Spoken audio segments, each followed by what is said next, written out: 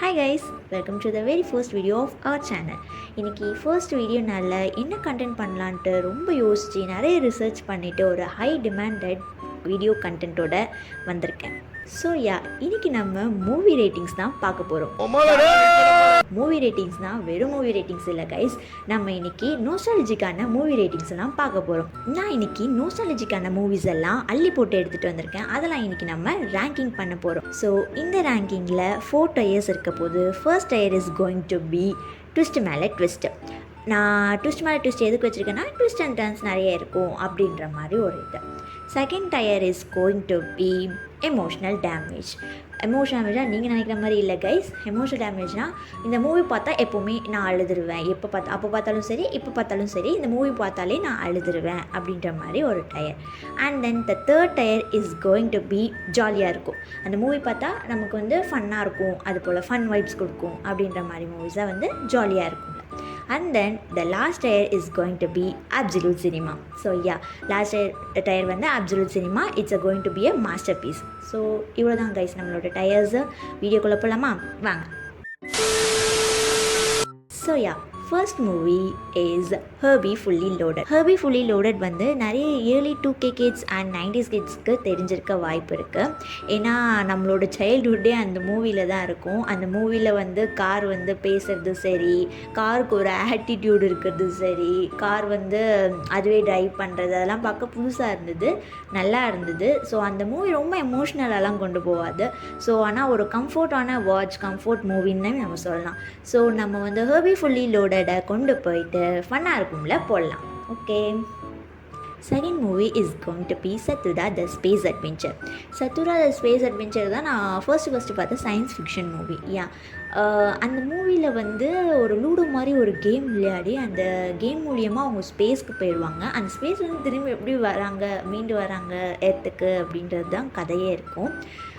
ரொம்ப நல்லாவே இருக்கும். அவங்க அந்த சிப்ளிங்ஸ்லாம் சண்டை போட்டு கடைசியில் எப்பவும் போல் சிப்ளிங்ஸ்லாம் வந்து வளர்ந்த பிறகு சேர்கிற மாதிரி அந்த மூவியில் வந்து கடைசியாக அந்த சிப்ளிங்ஸ்லாம் வந்து கேரிங்கோட சேர்ந்து எல்லோரும் ஒன்று சேர்ந்து எப்படி கீழே வராங்க எர்த்துக்கு வராங்க அப்படின்றது தான் அந்த மூவி இருக்கும். உங்களுக்கு ட்விஸ்ட் மேலே ட்விஸ்ட்டு வச்சு ஒரு ஸ்பேஸ் அட்வென்ச்சராக மூவி வேணும்னா நீங்கள் வந்து சதுரா வந்து கண்டிப்பாக பார்க்கலாம்.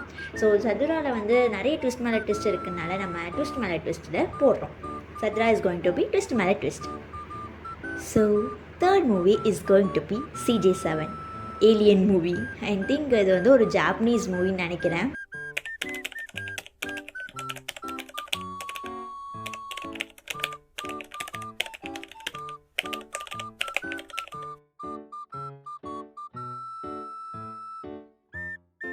ஒன்னும் தெரியாத மண்ணுக்கு.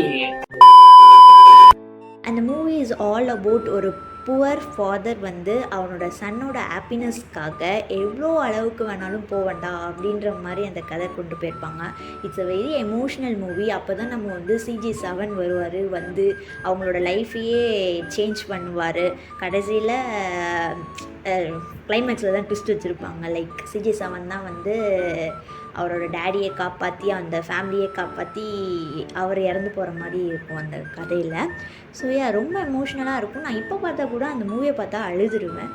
ஸோ நம்ம வந்து CJ7 நம்ம எமோஷனல் டேமேஜில் போட்டுடலாம். CJ7 is going to be emotional damage. Next movie is going to be Stuart Little. Stuart Little நீங்கள் நிறைய பேர் வந்து சுட்டி டிவியில் தான் பார்த்துருப்பீங்க. நானுமே சுட்டி டிவியில் தான் பார்த்துருக்கேன். அது வந்து ஒரு எபிசோடாகவும் பார்க்கும்போதும் சரி, மூவியாகவும் பார்க்கும்போதும் சரி, ஒரு ரேட்டை வந்து அவங்க அடாப்ட் பண்ணி அவங்க பையனாக வளர்க்குறாங்களே எப்படிப்பட்ட ஃபேமிலியில் அப்படின்ற மாதிரி தான் தோணும். ஆனால் நம்ம வீட்டிலலாம் ரேட் வந்தால் அது எலிப்புரி வச்சு சாவடிச்சிருவாங்க. ஸோ சாடிஸ்ட் கைஸ் எல்லாருமே. ரேட் பார்க்க தான் குட்டியாக இருக்கும், பட் அந்த ரேட்டுக்கு வந்து நல்ல பெரிய மனசே.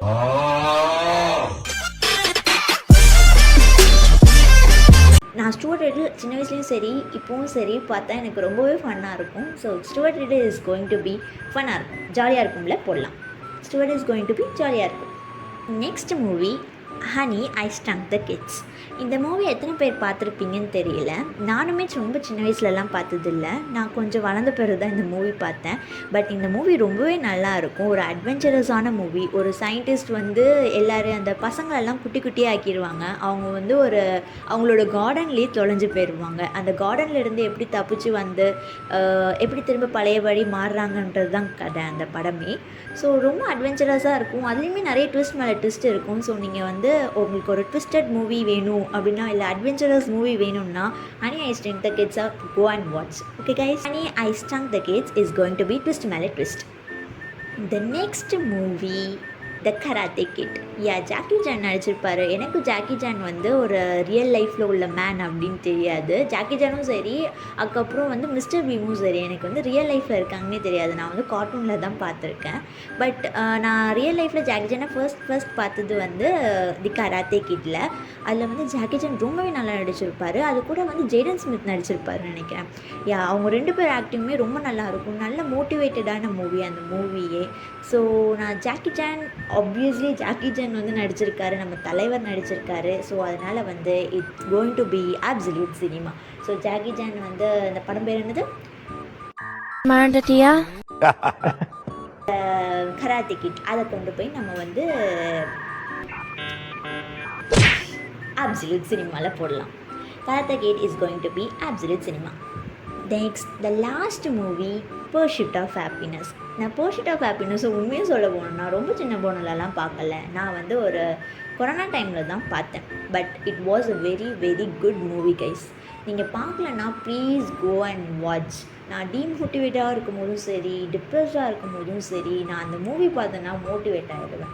ஏன்னா அந்த மூவியில் எவ்வளோ ஸ்ட்ரகிள்ஸ், ரியல் பெயின் எல்லாமே ஷேர் பண்ணியிருப்பாங்க. அதில் வில் ஸ்மித் நடிச்சிருப்பார். அதில் ரொம்பவே அழகாக நடிச்சிருப்பார். ரியல் லைஃப் ஸ்டோரின்னு கூட நினைக்கிறேன் கைஸ் நான். அதில் வில் ஸ்மித் அவ்வளோ அழகாக நடிச்சிருப்பார். அவரோட பையனுக்காக எவ்வளோ சக்ஸஸ் ஆகணும் அது நினச்சி ஓடிக்கிட்டே இருப்பார். What ever happens keep going அப்படின்ற மாதிரி தான் அவர் வந்து போராடிட்டே இருப்பார். ரொம்ப மோட்டிவேட்டடாக இருக்கும் அந்த மூவி. ஸோ நீங்கள் வந்து பார்க்கலன்னா ப்ளீஸ் கோ அண்ட் வாட்ச். அந்த மூவி வந்து ஒரு வர்த்தபிளான மூவி. நான் உங்களுக்கு ரெக்கமெண்ட் பண்ணுறேன். அந்த மூவி நீங்கள் பார்க்கலன்னா போய் பாருங்கள். So pursuit of happiness is going to be absolute cinema. யார் என்ன சொன்னாலும் சரி, நான் அப்சல்யூட் சினிமாவில் பர்சூட் ஆஃப் ஹாப்பினஸை போட்டுருவேன். ஸோ இவ்வளோ தான் கைஸ். நான் வந்து நோஸ்டாலஜிக்கல் மூவிஸ் எல்லாம் வந்து பொறுக்கி போட்டு எடுத்துகிட்டு வந்தேன். எனக்கு தெரியும் நான் நிறைய மூவிஸை வந்து மிஸ் பண்ணியிருக்கேன். ஏன்னா நான் வீடியோ ரொம்ப லாங்காக போகக்கூடாதுனால நிறைய மூவிஸ் எடுத்துகிட்டு வரல. மேபி நம்ம பார்ட் 2ல் வந்து பார்க்கலாம். இது வந்து ரேங்கிங் மாதிரி இருக்காது. மேபி ஒரு movie suggestion R movie recommendation மாதிரி கூட நீங்கள் வச்சுக்கலாம் கைஸ். ஸோ அவ்வளோதான், வீடியோ முடிஞ்சு. We'll see you on next video. Until then, take care. Tata. Bye bye.